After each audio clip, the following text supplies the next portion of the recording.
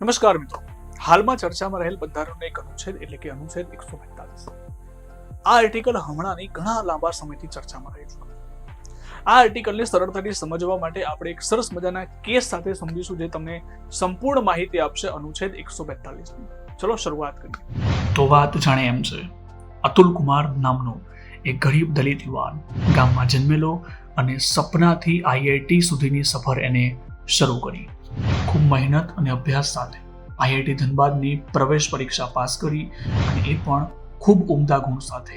અતુલ કુમારની ખુશી નિરાશામાં પરિવર્તિત પામી, કારણ કે ખ્યાલ આવ્યો કે આર્થિક તંગીના કારણે પોતે ફી ભરી શકે એમ છે નહીં અને ફી ભરવાની તારીખ વીતી ચૂકી હતી. એનું આ સપનું હવે તૂટવા લાગ્યું. પછી કહેવાય છે ને કે દરેક દરવાજા બંધ થાય દરેક દરવાજો ખુલે છે, અને આ દરવાજો ખુલ્યો સર્વોચ્ચ ન્યાયાલય.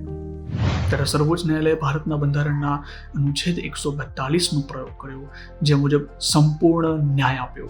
ત્યારે સર્વોચ્ચ ન્યાયાલયે અનુચ્છેદ 142નો પ્રયોગ કર્યો અને આદેશ આપ્યો કે અતુલને પ્રવેશની સુવિધા તદુપરાંત હોસ્ટેલની પણ સુવિધા ઉપલબ્ધ કરાવવામાં આવે અને અતુલનું સપનું ફરી જીવંત થયું. ન્યાયની શક્તિએ એના જીવનને આ નવી દિશા આપી દીધી.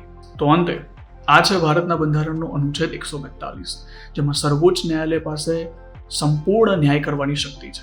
અને આવી જ ઇન્ફોર્મેટિવ માહિતી માટે મને એટલે કે નિર્મિત પટેલને ફોલો કરો.